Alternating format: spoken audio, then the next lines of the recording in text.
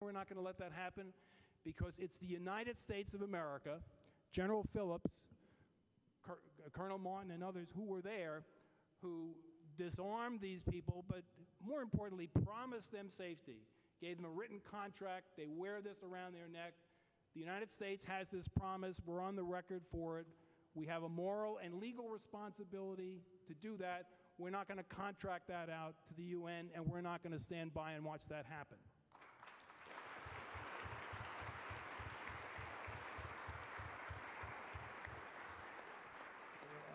And this is the last thing I'm going to say. The other thing we've done and we're doing is we told the State Department in our most recent call, look, why don't you send us, we've got generals, we've got FBI agents, we've got attorney generals, we've got CIA directors, we've got national security advisors to the president, we've got ambassadors, we've got governors. Send us over to Camp Liberty, and we'll check it out for you. And an excellent suggestion by Professor Dershowitz, we'll be happy to go to Camp Ashraf and take an inventory just to make sure there's no evidence tampering after these people hopefully move out, not to a prison, but move out to liberty and freedom. Thank you.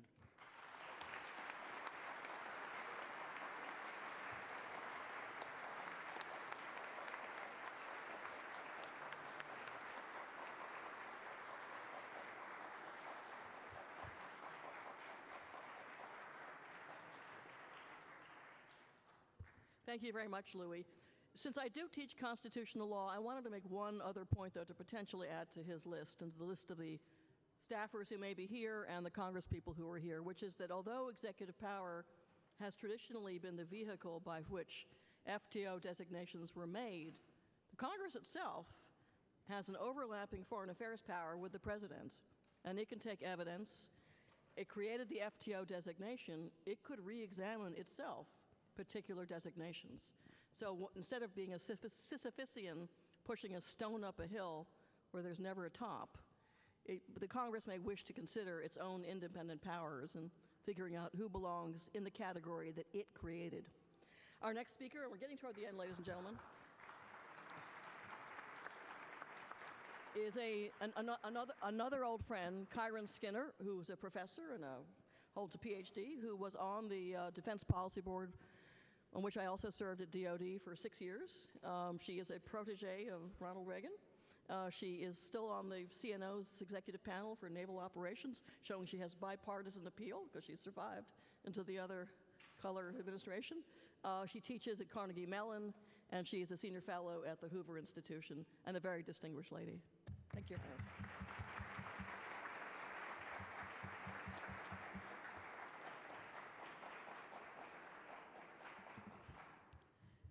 Ruth is one of my good friends, and to be with her on a panel is just a great honor, along with the other statesmen and diplomats here today. I think a couple of people have said, I believe the ambassador and Ruth as well, that you're relatively new to this issue. If you are, then I'm really a baby on the issue of the MEK and what's happening in Camp Ashraf. Of course, I knew of these things, but I must tell you, at the U.S. universities, these are not issues that are being taught and studied with any regularity, even in courses on the Middle East. It's unfortunate how little not only well-educated academics know about the issue, but the U.S. public at large. It's unfortunate. So a few days ago, when I was contacted by some of my colleagues in the Iranian American community to join this panel, I said, I really don't have a lot to offer for this conversation. And they said, well, there are some important statesmen and others who will be part of the group, and that's really not enough for an academic. If you're true to your craft, you go through all the pain of getting a PhD and accepting being downwardly mobile for most of your career to be truly independent, and that's the real reward from anyone. So I had to investigate the matter for myself. Usually it takes me about 10 books before I can say anything about a matter, but once I started thinking and reading intensely, I realized that 2012 is the year of decision for Iran. and that thank you.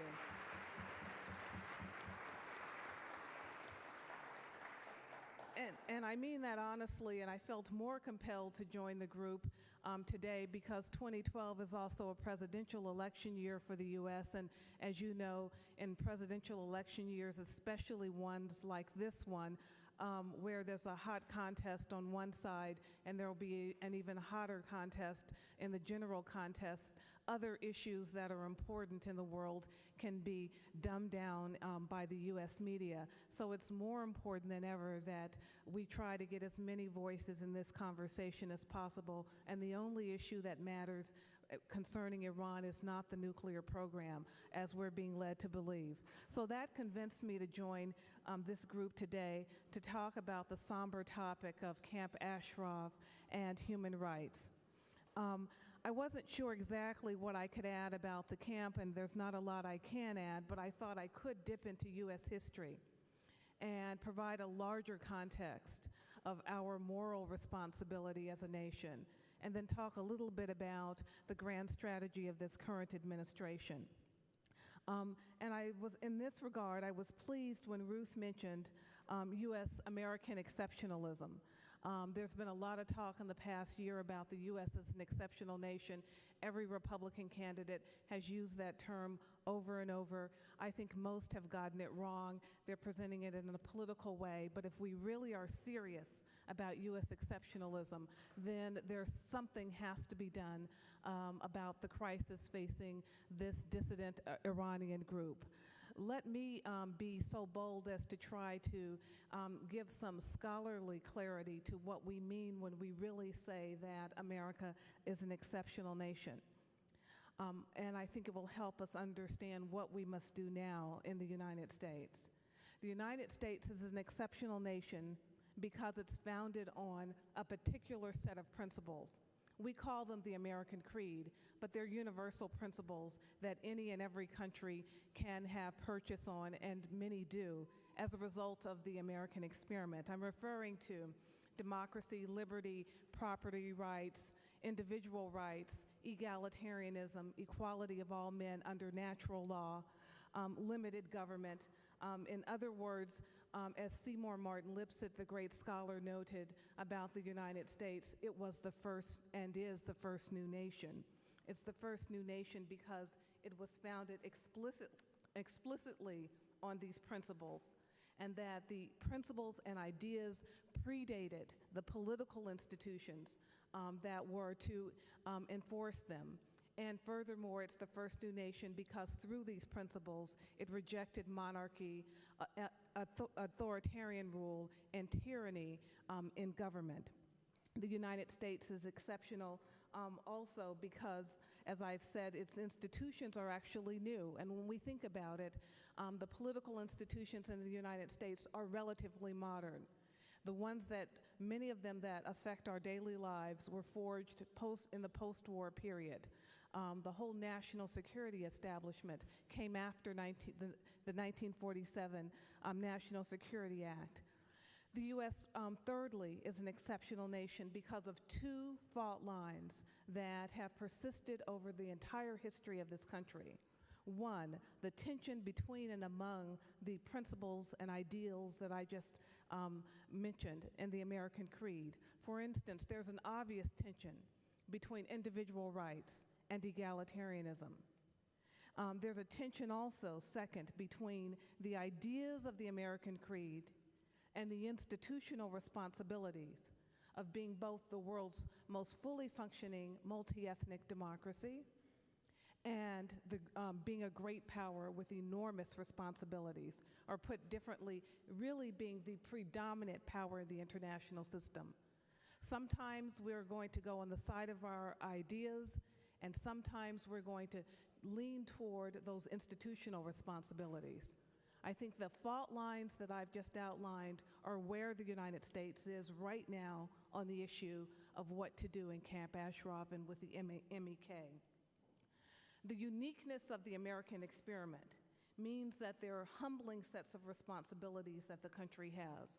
It doesn't mean that the United States has always gotten it right, but it does mean that the United States has and American citizens and our expats and dissidents around the world can repeat our words back to us, the very words that we used, the very documents that we put forth, like the Declaration of Independence, to actually demand our assistance. Because if this country is anything at all, and if it will survive, it's because it is a set of ideas, not a set of entrenched political interests and politicians who actually govern us.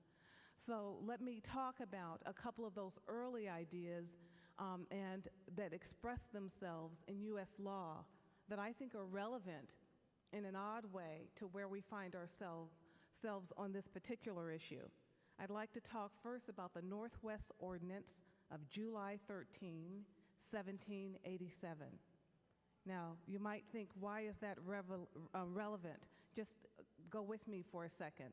The ordinance, which was the most important legislative measure of the Continental Congress, while the Articles of Confederation, the original U.S. Constitution, was in effect, set the terms for the westward movement of the United States.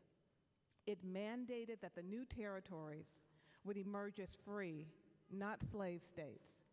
It prefigured the Missouri Compromise of 1820 and anticipated fault line issue that would lead to the Civil War, slavery or no slavery in a United States.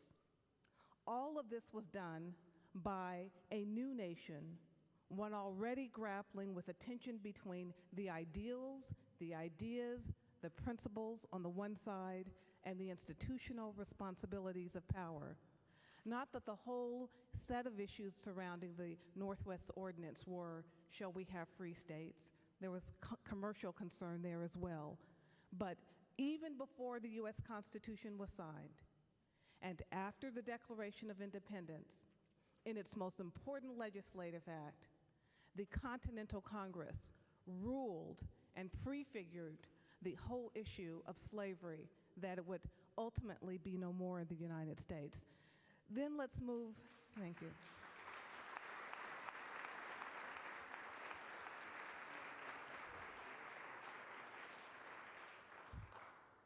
And then let's move to August 10, 1988. President Ronald Reagan signed H.R. 442 into law. It acknowledged that the incarceration of Japanese Americans during World War II was unjust, mandated an apology, and required reparations. Based on the findings, and I'm going to read from that law, the findings of the Commission on Wartime Reallocation and Internment of Civilians, the purpose of the Civil Liberties Act of 1988, passed by Congress and signed by the President, with respect to persons of Japanese ancestry included, and let me mention a couple of things. To acknowledge the fundamental injustice of the evacuation, relocation, and internment of citizens and permanent resident aliens of Japanese ancestry during World War II. Also, it stated, to make more credible and sincere any declaration of concern by the United States over violations of human rights committed by other nations, that H.R. 422 had to be passed and signed into law. Thank you.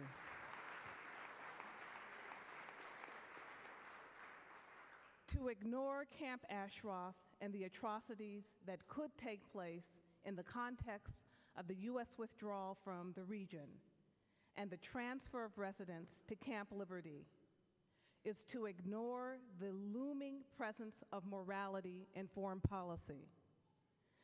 Liberty is something that was forged at the very beginning of this great nation, and the basket of ideas that gave birth to it, to its form of government, to its political institutions, and it is in fact a violation of the spirit of laws that have been signed in this very building and discussed here.